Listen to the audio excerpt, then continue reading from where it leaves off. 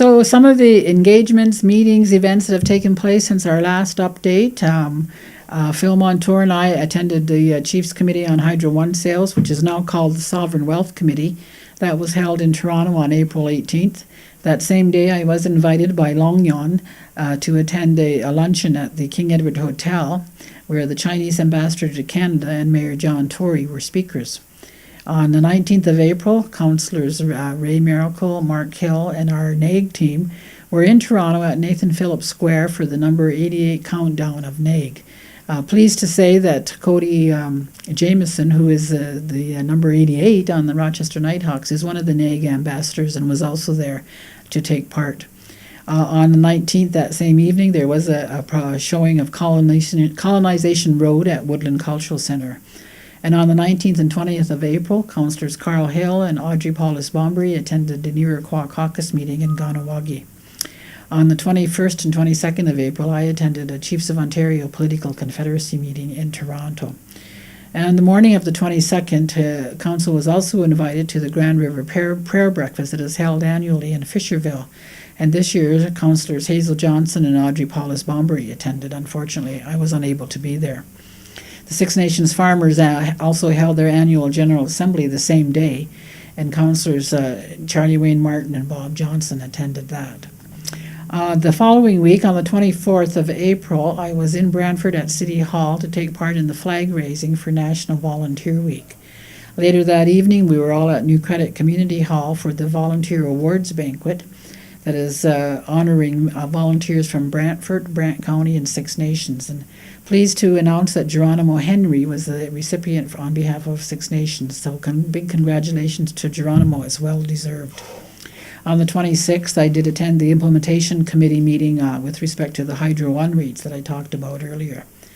And on the 27th and 28th, Councillors Terry General, Mark Hill, and Phil Montour and I were in New York to attend the UN Permanent Forum on Indigenous Issues.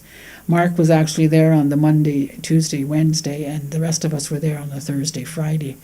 So it was a good session to, again, do more networking to make sure Six Nations presence is felt at the international level and to follow up on some of the recommendations from previous events and previous reports.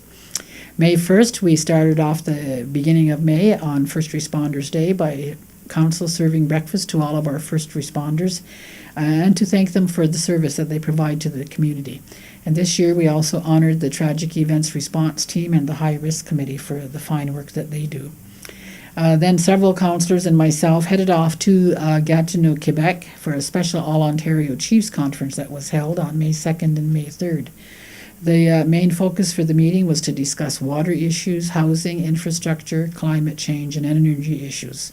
We also talked about the acquisition of shares in Hydro One, and we supported the Ontario Native firefighters in the implementation of their strategic plan to get more resources and improve fire and emergency services for all First Nations in Ontario.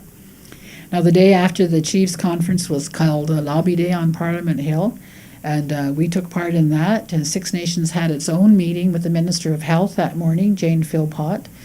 We informed her of all of our health services here, the programs we have to offer, and some of the challenges that we still face.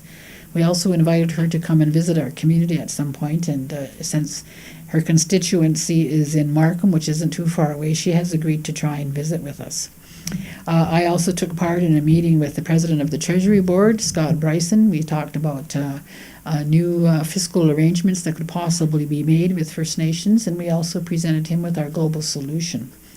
After that, we met with staff, Minister's staff at Infrastructure Canada, to talk about how we can see more infrastructure dollars coming back to our community. Now, on Friday, May 5th, I attended a personal announcement that was made by Dave Levac in Brantford.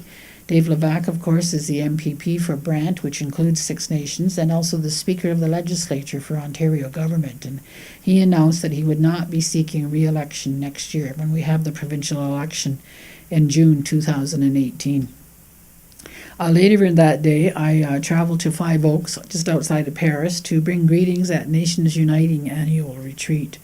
I also attended at the Rise Centre in Brantford to attend and participate in the cross-border global basketball tournament, which was included teams from Canada and the United States.